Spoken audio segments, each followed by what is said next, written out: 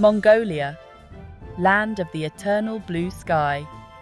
A country that whispers tales of vast steppes, nomadic horsemen, and the legendary Genghis Khan. Join me as I take you on a whirlwind adventure, a 5-day odyssey through a land frozen in time, yet vibrantly alive. Get ready to lose yourself in a landscape that stretches as far as the eye can see, where the only constant is the wind whistling through the grasslands.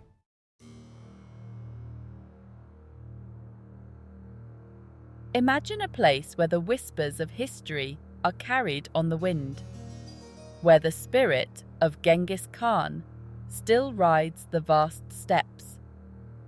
Our journey will take us back in time, to a land untouched by modernity, where nomadic traditions endure.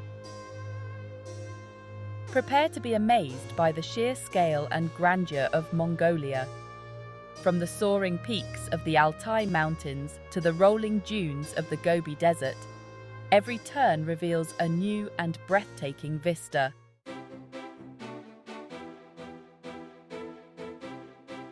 Stepping off the plane in Ulaanbaatar, a blast of crisp air hit me, laced with the scent of coal fires and something distinctly Mongolian. The sky, true to its reputation, was an impossible blue, stretching endlessly above the city.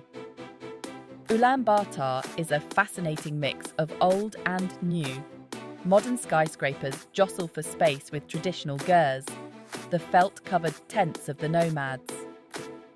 After checking into my hotel, a charming blend of modern amenities and traditional Mongolian design, I couldn't wait to explore. First stop, Ulaanbaatar Square, the heart of the city. The air buzzed with energy as locals and tourists mingled in the square.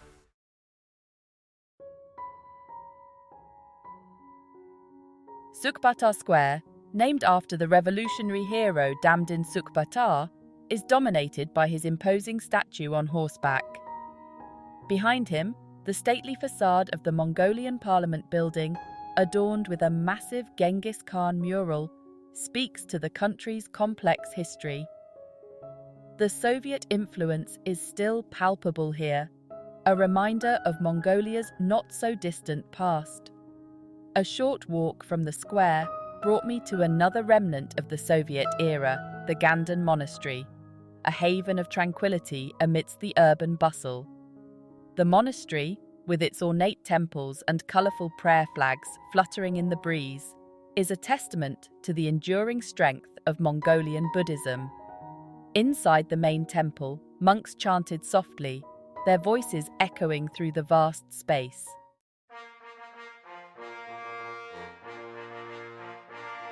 No visit to Ulaanbaatar is complete without a visit to the National Museum of Mongolia. Housed in a grand building, the museum chronicles the country's rich history and culture, from the Stone Age to the present day. One display showcased the elaborate headdresses of Mongolian women, each one a work of art adorned with silver, coral, and turquoise. Seeing the weapons, armor, and maps from Genghis Khan's reign brought history to life, painting a vivid picture of the empire that once stretched from the Pacific Ocean to Eastern Europe.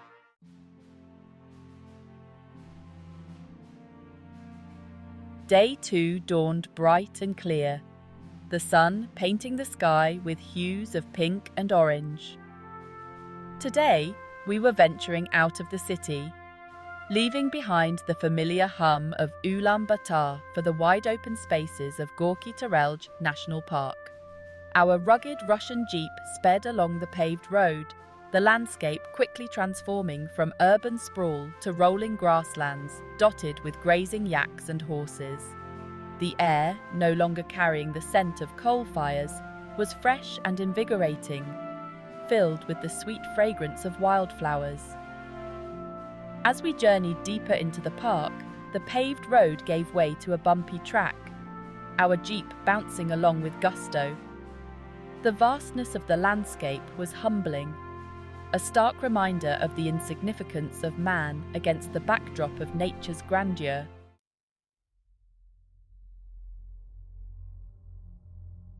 Gorkhi-Terelj is renowned for its unusual rock formations, sculpted over millennia by wind and erosion. One such marvel is Turtle Rock, a massive granite monolith that, with a little imagination, resembles a giant turtle lumbering across the steppe. We stood at the base of Turtle Rock, dwarfed by its immensity. Local legend has it that touching the rock brings good luck, so naturally, I had to try it. From Turtle Rock, we hiked to a nearby peak, our lungs working overtime in the thin mountain air. But the view from the top was worth every huff and puff. Spread out before us was a panorama of rolling hills and valleys, a vast tapestry of greens and browns stretching as far as the eye could see. In the distance, we could see clusters of white gurs, the traditional homes of the nomadic herders.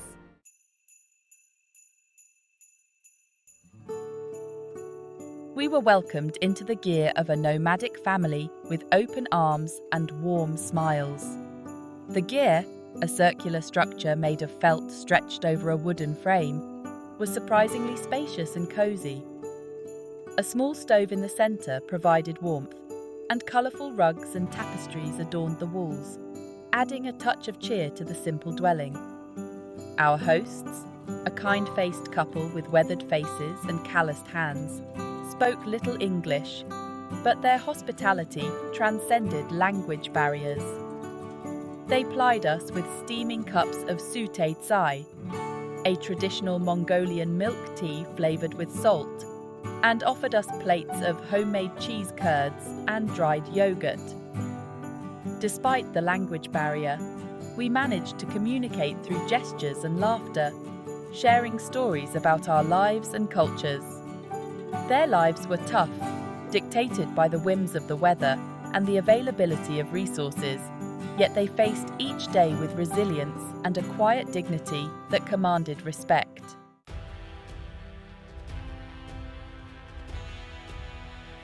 Leaving the tranquility of the steppe behind, Day 3 carried us westward towards the ancient city of Karakorum.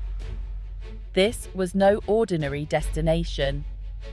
This was the heart of the Mongol Empire, the seat of power for Genghis Khan himself. As we drove, the landscape shifted once more, the lush green giving way to arid plains, the horizon a shimmering mirage in the distance. Finally, on the horizon, the faint outline of walls emerged, a ghostly echo of past glory. Karakorum. The name itself sent shivers down my spine. Stepping out of the jeep, I felt a strange sense of connection, a feeling of walking in the footsteps of legends.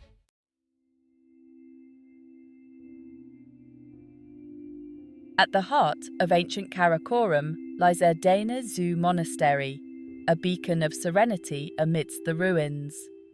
Established in 1586, it stands as a testament to the enduring spirit of Mongolia, a symbol of resilience in the face of change. Surrounded by a sea of 108 stupas, their whitewashed forms gleaming under the intense sun, Ulaanbaatar is a sight to behold. Each stupa represents a bead on a sacred Buddhist mala, their presence creating an aura of peace that permeates the entire complex. The air buzzed with a quiet energy, a sense of devotion that resonated long after the murmur of chanting monks faded.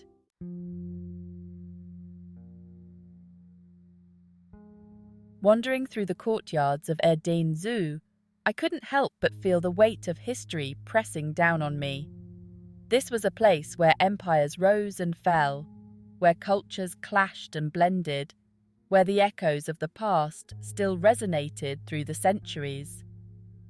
I paused in the central temple, its vast interior illuminated by shafts of sunlight streaming through the high windows. The scent of incense hung heavy in the air, mingling with the scent of thyme and dust. Closing my eyes, I tried to imagine the monastery in its heyday, thronged with monks and pilgrims, the air thick with the murmur of prayers and the scent of butter lamps.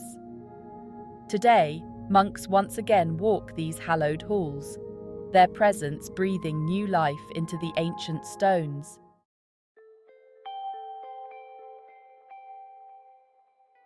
Daybreak on the Mongolian steppe brought a chill to the air, but my heart was warmed with anticipation. Today, we journeyed deeper into the country's wild heart, leaving behind the echoes of empires for the untamed beauty of Hustai National Park.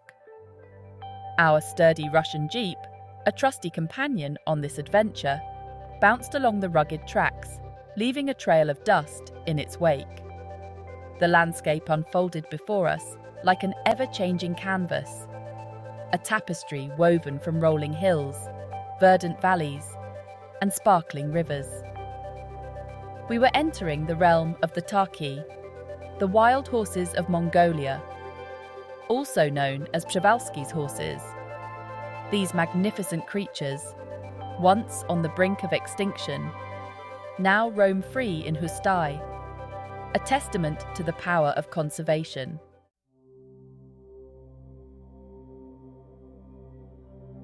And then, there they were, a small band of Tarki, their chestnut coats gleaming in the afternoon sun, grazed peacefully on a distant hillside. We stopped the jeep, cutting the engine to avoid disturbing them. I watched in awe as they moved with a grace and power that took my breath away. These were not the domesticated horses I was accustomed to. These were wild creatures, their every movement a symphony of strength and freedom. There was a wildness, a primal energy about them that resonated deep within me.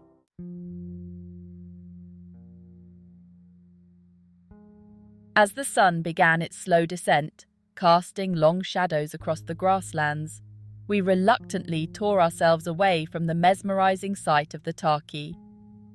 Driving back through the park, I was struck by the sheer diversity of life that Hustai supported. We spotted marmots scampering amongst the rocks, their shrill whistles piercing the air.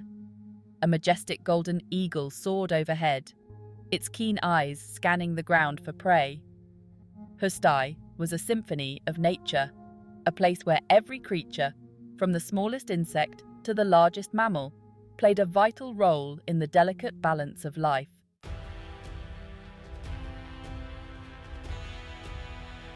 The sun, a fiery orb on the horizon, marked the start of Day 5, our final day in Mongolia.